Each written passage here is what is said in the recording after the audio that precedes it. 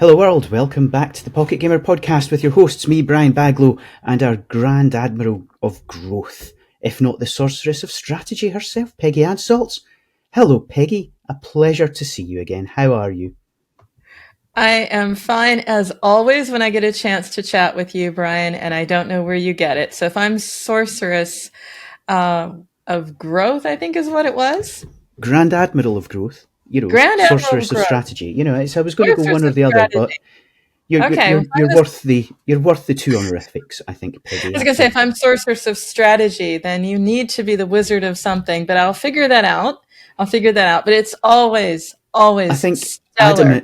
Adam and I can think of many British words starting with W that we could associate with me, but we'll maybe leave that towards the end. I will not go there. We have a great lineup. You mentioned Adam. Although he doesn't need an introduction, I will introduce him very shortly because I've brought together, I thought, let's do something different. Let's switch it up. Let's not just talk about examples. Let's go through them. Let's actually turn our podcast into a masterclass.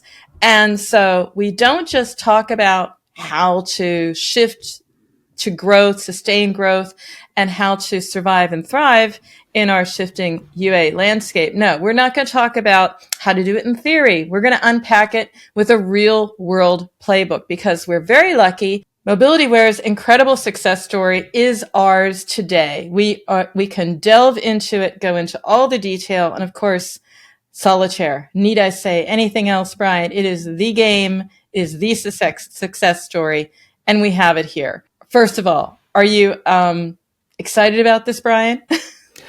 You know I'm always excited when I get to come and talk on the podcast with you, Peggy. But yeah, let's be honest, one of the simplest games out there, and how do you do it in a way which actually impacts the whole wide world?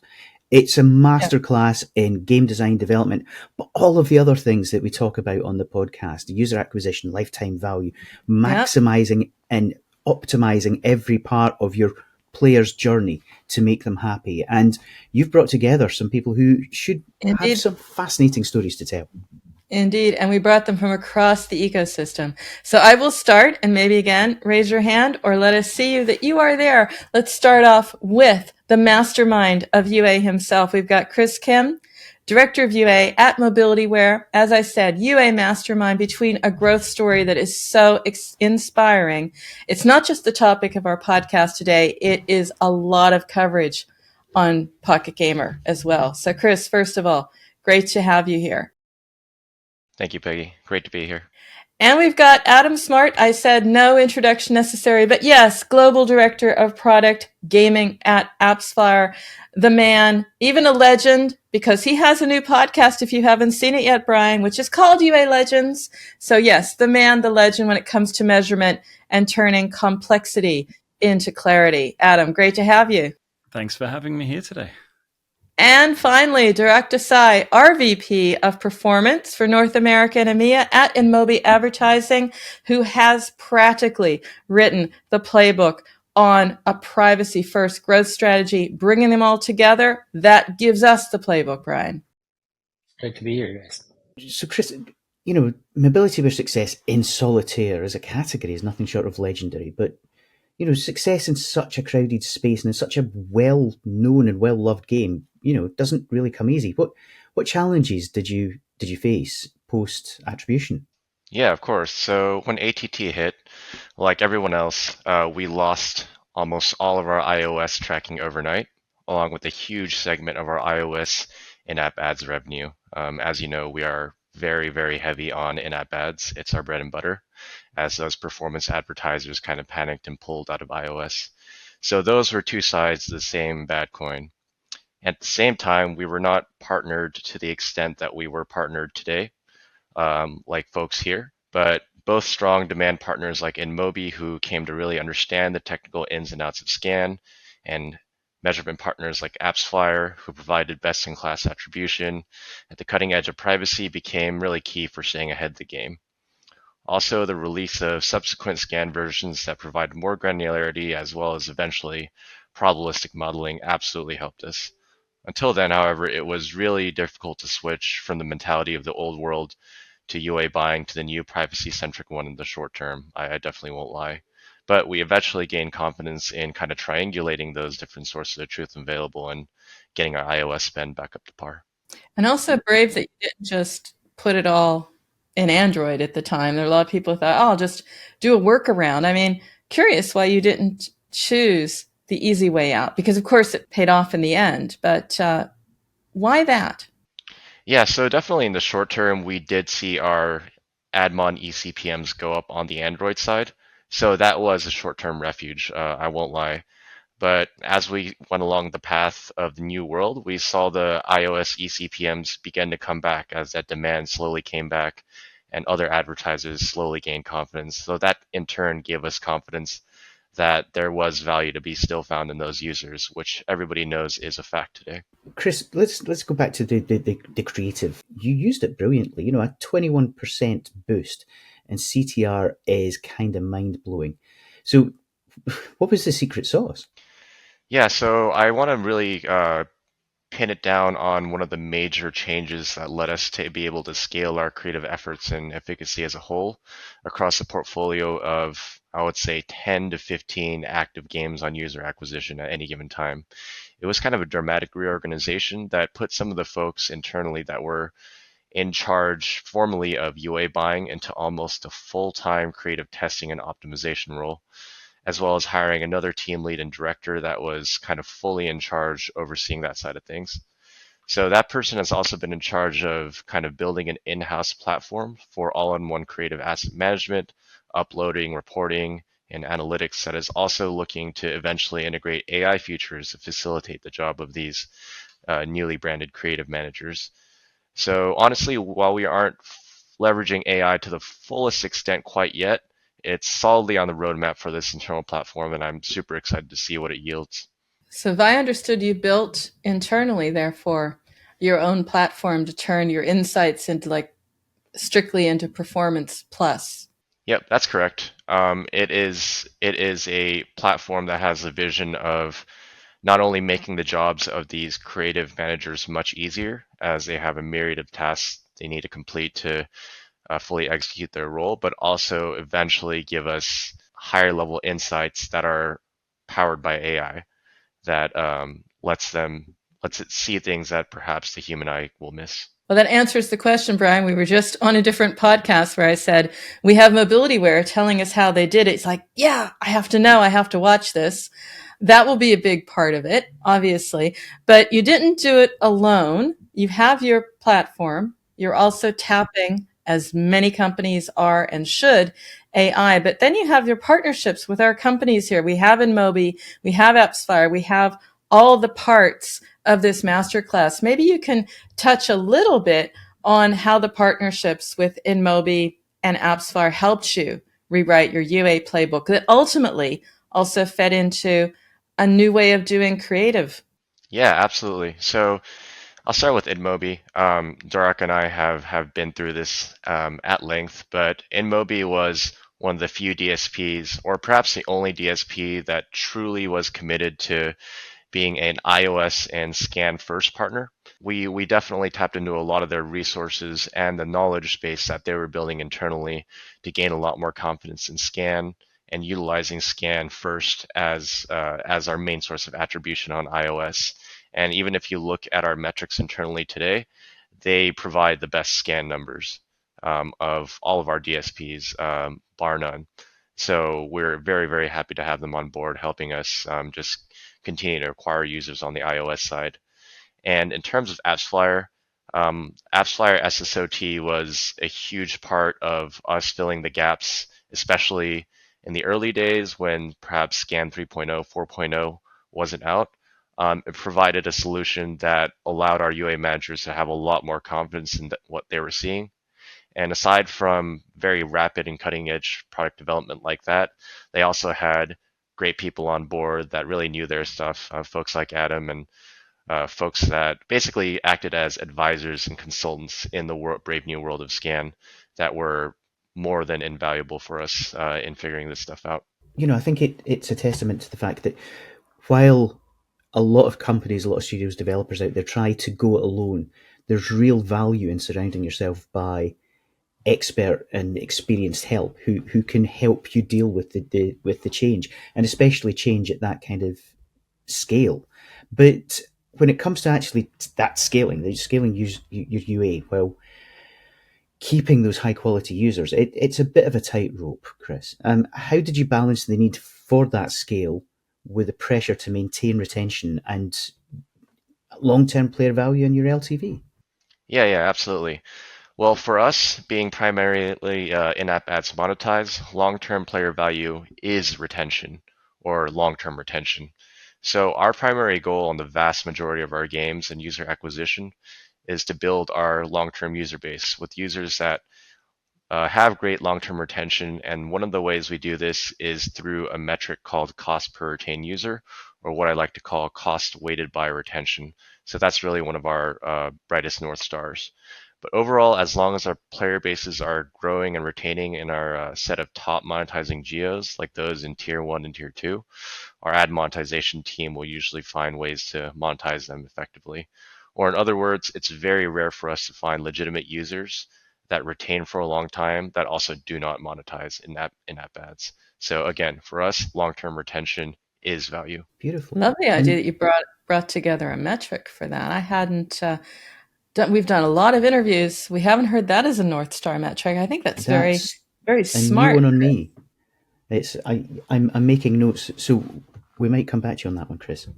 So we've heard about MobilityWare's approach to incrementality testing and optimizing their media mix to find that balance. And let's be honest, it's impressive. But in this masterclass, we're going to deconstruct that with the partners that made it happen. So, Dharak, let's come to you now. If we may. MobilityWare was able to scale installs while navigating the post-ATT landscape. So, what were the key strategies that you implemented at InMobi to help make that happen? Yeah, absolutely. So I think when we take a step back to when ATT happened, or even before ATT, right, there were two parts to that. First part is you had limited tracking. You had the ability to still see users who did not have their IDFAs available, even long before ATT ever happened. I think so probabilistic attribution or limited tracking or targeting users without the IDFA has been around in the industry for a long time. Not many did focus on that. Now, when the ATT was released, which was back in 2018, the first time ever, and then it was reaffirmed in 2019 and 20, I think one of the ideas that many people did not really look at was, what ADT was going to do was there were still two pathways to attribution or the measurement, right? It could be scan or it could be probabilistic. And we'll talk more about what that hybrid attribution could look like. But one thing was for certain, which is the ability to target users. You need to build a tech stack that allows you to target the users without the IDFAs, which was consistent regardless of how you measure it. So we focused on that when we began, right? 2019, we started building the DSP. And around 2021, we released the first version of that. But it's all about how are we utilizing the available data and the signals from the advertisers as a first-party signal from InMobi's exchange, which is the third-party data collected through SDKs, and marry those together and build an ability to create efficient targeting for users who do not have IDFA. So I think that's something we invested pretty early on in, and did spend a lot of time on honing that. And I remember, I think last year around GDC, when Peggy, you and I sat down, we had just released our Scan 4 bidder in March. We were so early in that game in targeting, right? So I think we've done a lot of that stuff on that front. So I think that's one part of it, right? So we did invest and we utilized a lot of that with MobilityWare campaigns as well. And the second part to that is the hybrid attribution, right? Where we understood the differences between probabilistic and scan and how we could utilize the signals from a single source of truth from AppsFlyer and also rely on the other data points and work really closely with Chris and his team, right? To understand their KPIs, like, some of the KPI, metrics he mentioned. In addition to that, the whole idea of in-app advertisement-based games, in-app purchase-based games, what really matters to each of them. A Solitaire is an app that is MobilityWare is perhaps the first mobile Solitaire game and their top 10 ranked game, right? So how do you work with a game like that which has a very strong recall and a long history. So I think a lot of those factors went into that, where the idea of who we're showing ad to, what messaging are we showing, and how are we measuring, all three had to come together. And it had to be consistent. I think that's really key here, is not just the model, but the consistency in the model, and particularly in the hybrid attribution models that you were building. Right. Yeah, absolutely. I think the data piece of hybrid attribution model is very unique in the sense that with scan, you have significant amount of delays. Attribution windows are different. The feedback loop is delayed, probabilistic, and even granularity of signals that you receive because of the limitation of campaign IDs, especially in the earlier versions of scan. Now, when you look at probabilistic, a feedback loop is faster, more events you can track, denser signals. So now, how do you combine those together and build a certain modeled, sort of feedback loop for your own bidder, which then feeds into how you're basically targeting those users and optimizing the campaigns becomes pretty critical. I mean, it's great when you're first, and then there's, of course, the fast followers. So MobilityWare understanding this and grasping this opportunity when other companies were a little hesitant, even a little cautious, even frightened. But now we're seeing more interest in this. But then you can see more experimentation. So just curious, Dharak, because you're working with studios, you see so many studios out there, when they adopt this approach, what's a mistake they make that they could possibly avoid? That's a fantastic question. So I would break that into two pieces. First piece is, what are you expecting out of each campaign, right? Let's say when you're running a hybrid attribution campaign, you're going to see different kind of data. Like I mentioned, the signals, the granularity, and the feedback loop are all different, and hence your reporting is going to look different. So when you're comparing things for both, instead of comparing them against each other or weighing which one is better, work them together, which is where the single source of truth comes in, right? The whole idea of combining those two data sources and actually understanding what your campaign is doing and how the channel is performing is way better than trying to figure out which is better. It's more like, oh, is this apple better or orange better? Now that's not how it's going to work, right? You have to mix them and eat your rainbow so that you're going to feel, healthier. So the idea is that try to do that instead of doing that. And I think the second piece is, when the same thing, right? That's the second step of that. When studios try to deploy hybrid attribution, they also pick channels based on certain expertise. So, I'm going to run one channel or one partner with scan, but the other one probabilistic. Now then again, that's where the problem is, because you're not comparing apples to apples for each channel or each partner. Instead of doing that, I would say you do that, and then also use that data together and intelligence that AppsFlyer provides to sort of make decisions on how your ROAS is looking like, and then make further selection of your partners and channel mix. That's great, Dharak. Thank you so much. Let's bring AppsFlyer into the spotlight, Adam. I know we've not heard from you. So SSOT, single source of truth, as you call it, was a game changer in all of this. So for those who have not come across it yet, or who have heard of it but not really kind of got any details, can you explain how it works and why it's become indispensable for studios in today's, let's be honest, privacy first world?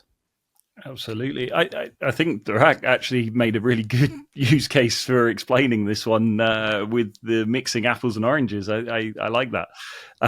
Essentially, it is exactly that. You have two completely different data sets which are both linked to the same thing.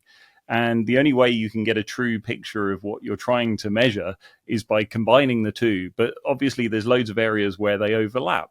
So you need to combine them in a way that really breaks that and gives you the true picture of what you're actually seeing. So that's what we've done at AppsFlyer. So what we wanted to do was be able to provide a picture which gives CFOs a very clear path of, this is the return on ad spend for iOS when it's murky, essentially. So when Scan first came through, lots of people pulled spend from iOS, but being able to provide this full picture has increased the spend coming back into the platform.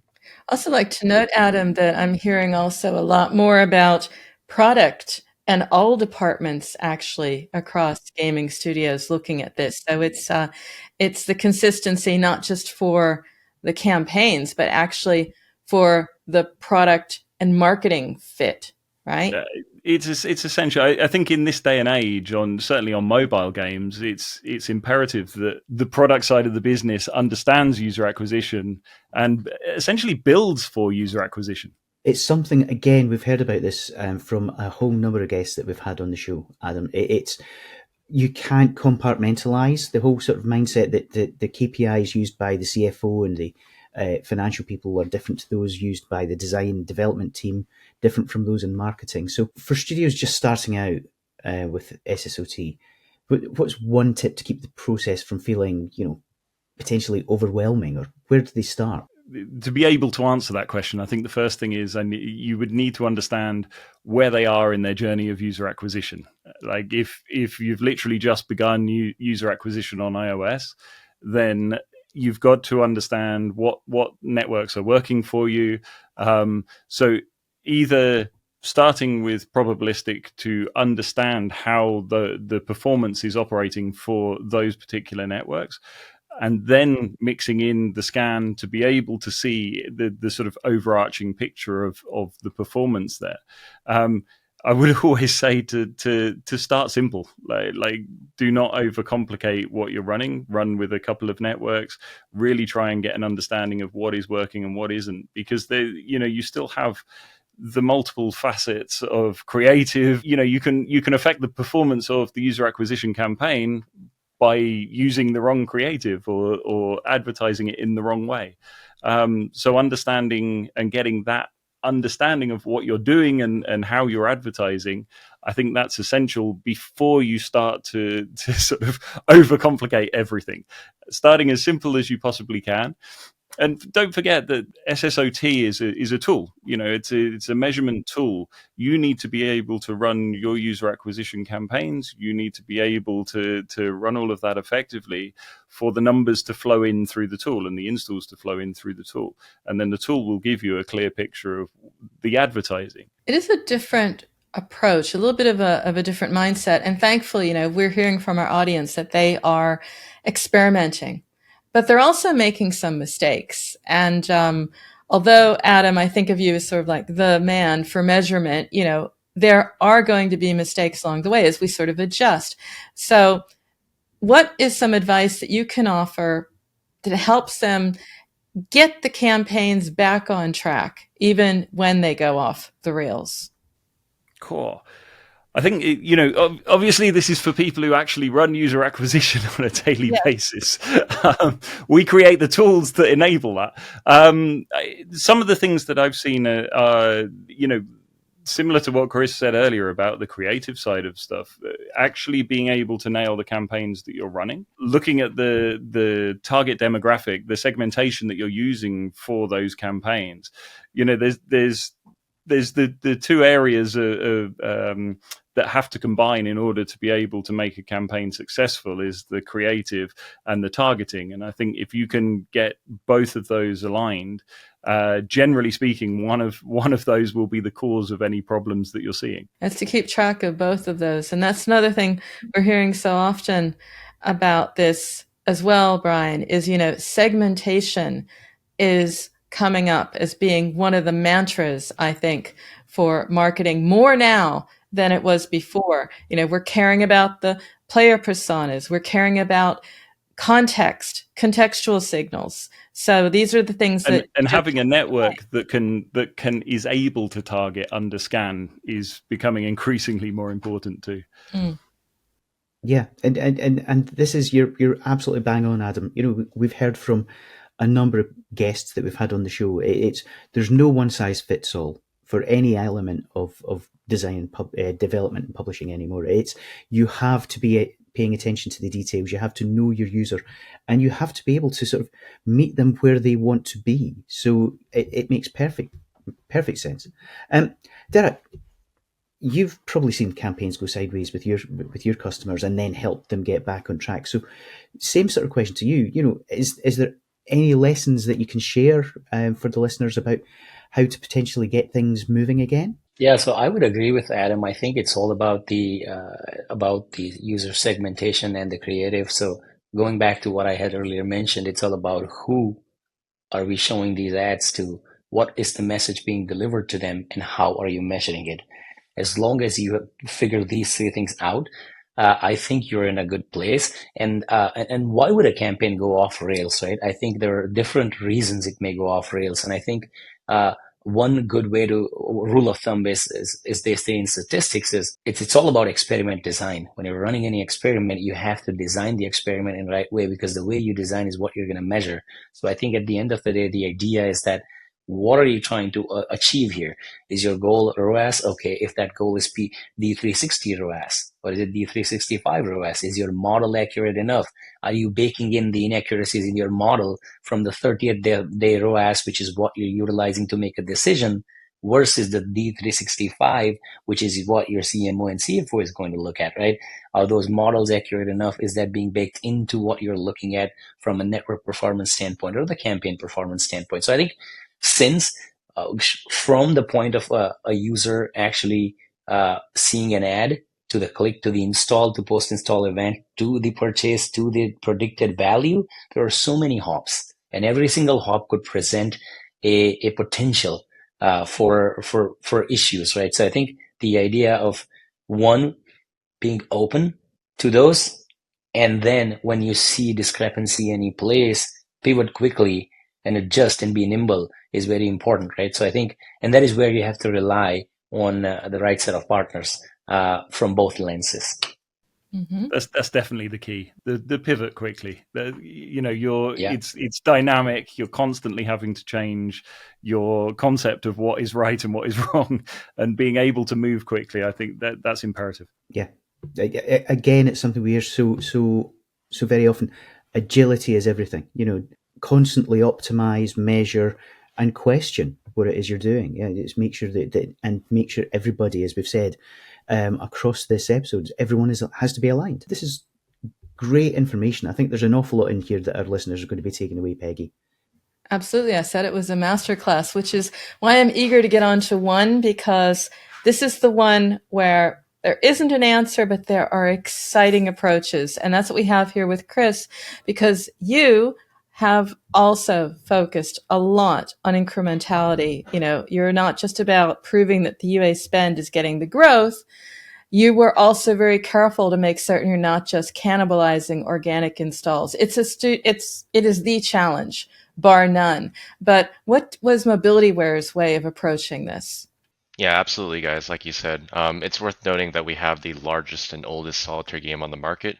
So incrementality is a huge concern for us. By nature, we have strong organic visibility and ranking. So it was difficult, and honestly still is difficult, to fully suss out which user came in as a product of paid acquisition and which users would have found their way in organically. So that being said, there's kind of three broad categories of incrementality tests that we've been using. The first is a kind of crude before, after, or on-off tests, or I've heard some people refer to this as switchback tests. This category is prone to noise like seasonality and honestly isn't the most rigorous, but sometimes what has to be used before you have more sophisticated methods. The second is holdout groups. So a number of products that we use are based around this method, such as AppsFlyer's new incrementality product. What it does is it kind of splits an existing audience into smaller subgroups that either receive or don't receive the treatment. And this way you can get around factors like seasonality through a simultaneous test. A third is through statistical methods like media mix modeling that look at a very large data set and make generalizations and regressions. This model requires likely the most technical know-how and tweaking. So we're really still trying to polish that one internally, but we're hoping to combine a number of these to get the picture that we want. I think that's the exciting part, is just as we were talking about a hybrid approach at the top of the show, it is about combining these incrementality frameworks. You're not looking at just one, is what I'm hearing here, Chris. Yeah, absolutely. There's a number of ways to attack this problem, and they're each going to have pros and cons and require different specializations and different resources. And that's going to be up to the team to decide which solution best fits this problem. If I can just have a quick follow-up here, how does that bring us back? Because at the end of the day, it is about measurement. It is looking at, again, single source of truth. So I'm going to assume that this is also a much larger role than just lip service, really. Absolutely. So again, while we've made great strides in MobilityWare and as an industry as a whole in iOS measurement and confidence from that measurement, things like MMM and incrementality testing provide another triangulation point with which, UA people can look at their iOS spend and feel more confident that they are getting value out of their iOS spend. So again, these are additional data points that need to be triangulated to get the full picture of things. So absolutely right there. This is a question for all of you chaps. So for studios in crowded categories, just like Solitaire, what's the one lesson they can apply today to stand out from the crowd, even if they have got a much smaller budget? Oh yeah, I can start off this one as somebody who has to buy for Solitaire. It would be to quickly identify the channel or nature of channel that's the best fit for your game, and be able to quickly determine best practices and scale up on that channel. It's going to differ by category and different kind of game, but in today's crowded UA world, there is a channel for everybody and every kind of game, and it is imperative to quickly determine what that is for yourself. Once you've come up with those channels, then you're looking at media diversification, which is also a very hot topic. Ask you, Dharak, what is a channel or approach that studios should be exploring but aren't, again, with that goal of trying to stand out even on a smaller budget, because that is the goal. Yeah, absolutely. So I would like to add one more thing to what Chris mentioned is definitely around, let's say, being a solitaire studio. We have worked with a bunch of different solitaire studios, big and small. And one of the things we have realized is that everybody's monetization plays a huge role. I think with a gaming studio, there's only one way you make money is by having user in the app. That's how every single dollar is made. And hence monetization plays a huge role. So shout out to MobilityWare on how they've done that pretty phenomenally well with Michael and his team to figure out different ways to optimize that, because that will allow you to afford testing budgets, afford higher price points, afford fighting in this crazies of CPMs of Q4. So I think a lot of that stuff will play in to that. So any studio that is trying to make any decision about the channel or network they want to use, I think you have to look at both sides of it, not just UA, look at how you make money as well. And what is better optimized for, or which channel is better optimized for maybe both. Which channel is better optimized to help you get signals on both sides of things. I think that would be a great starting point. And in terms of, let's say, if we were to say misuse, I think there's a lot of reliance on the classic risk averse techniques of search and social, which could end up being not very great because, again, going back to the piece of incrementality, we can, there are debatable, points here, viewpoints, so to speak, around the incrementality of each of those channels. And how heavily are you relying on search and social, which gives you the amplified reach, but also you have to understand your growth phase. If you're starting out, that's a great channel. If you're starting to hit a growth point, maybe not, because now you've established something, it's not as incremental. And if you're seasoned and matured enough, absolutely, you have to explore and diversify out of those channels. So I think 2-3 different angles play into that together to build an airtight strategy. I think this is also where it comes back into the sort of having the product team involved in all of this and everything, because the biggest thing that you need at the beginning is to understand your audience. You need to understand the personas that are playing your game and, where you can find them. And I think that's where you need to start really understanding who's playing in order to be able to source more users like that. Because that's what's going to matter in the personalization of the campaign and everything we're talking about that's going to be so important going ahead. I'd like to start wrapping it up. We set a masterclass at the beginning, and I thought it'd be great to leave people with a little bit of a cheat sheet. Yeah. So put out a problem, and then you tell me a workaround, and maybe we'll switch it up a little bit. That it's me, and then you also, Brian, sort of throwing these out here a bit rapid fire. So I'll start with you, Chris. So the problem, and then you tell me the solution, and that will be the cheat sheet. So we talked about everything you did in creative. And that's also about testing to stay ahead.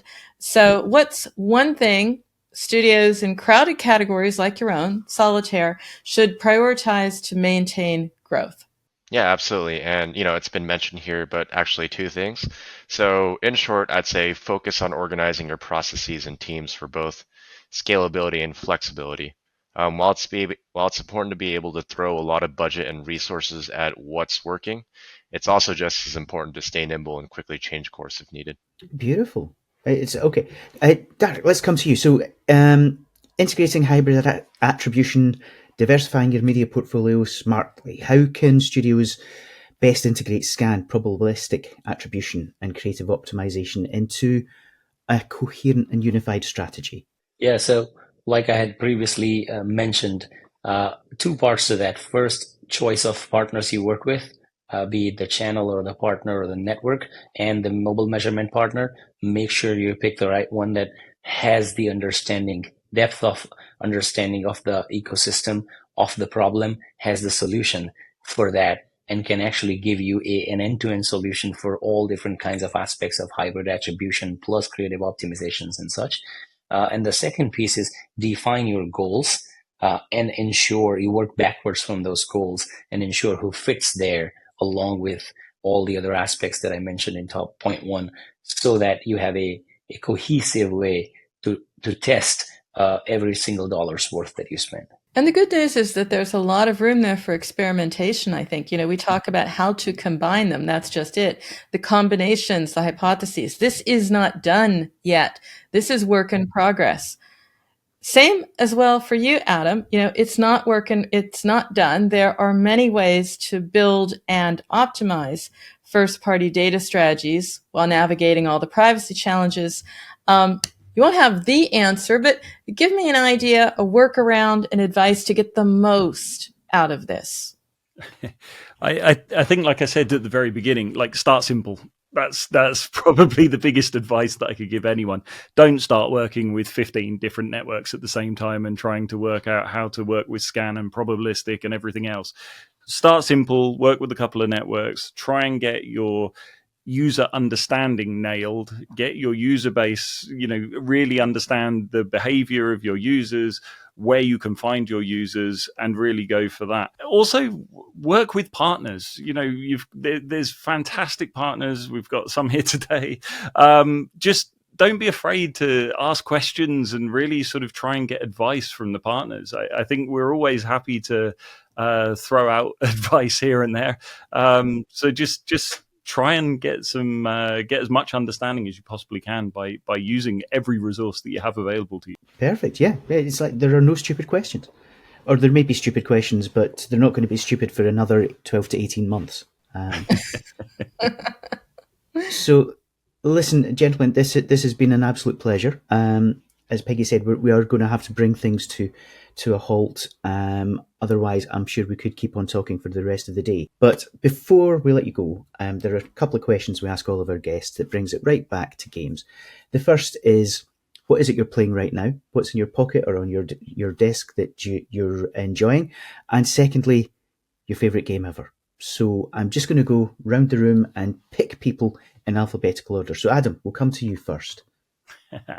It's got to be Last Epoch on Steam at the moment. That's my go-to. Favorite game of all time has to be something on the Super Nintendo, probably Super Mario World, because it was just an amazing first game that ever appeared. Although I did meet John Romero recently, so I should really say Doom. And we know John's listening in, so it's like, yes. There you go, John. That's one thing. I'm sure. It's Chris. How about yourself? Yeah, so I want to give a shout out to a game that I've been very addicted to recently. It's actually a card game made by a solo indie dev called Balatro. It's topping the Amazing. charts. Yeah, Wow. it's kind of a Award-winning. roguelike. Yep, Mhm. roguelike poker solitaire. It's topping the charts on paid right now, so it's hard to miss. As far as favorite game of all time, I'd say probably the Civilization series. I've spent untold number of hours and across that series, so got to give it there. Beautiful. And very strong contenders for both.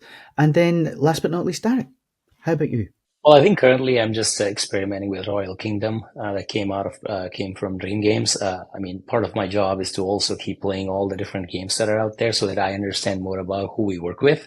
And I've played Solitaire countless times just to understand how the hands are dealt and stuff. That allows you to sort of have a better conversation and understand the pain points of the partners that we work with. And I think so. That's why my current game will keep changing, but my favorite all time is Age of Empires. I think I grew up on that. And I would still play if I could. Good choices. And a nice little plug for the day job as well. So, I'm not playing games, I'm researching. That makes perfect sense to me. That's it. But, Best justification. Yeah. as though we need it. Well, again, that brings us to the end. And I would just like to thank Adam, Chris, Dharak. You have been exceptional. We really appreciate it. Yeah, thanks for having us, guys. Well, thank you, Brian and Peggy. And again, shout out to Chris and Adam for being such fantastic partners, not only here, but also day to day, great stuff. Excellent. Likewise. This show is all about how to do your job better, how to make an amazing game, how to market it, and you have a say. So if you have a story or know someone we need to shine a light on, then we would love to hear from you. We want to hear from you. We want to reflect the reality of the mobile games market in all its wonderful complexity and strangeness. So if you have any suggestions for us, if you have any feedback for us, you can always get in touch. You can email us at podcast@pocketgamer.biz. You can find us on Twitter @PGBiz, and you can reach out to us through the pocketgamer.biz website.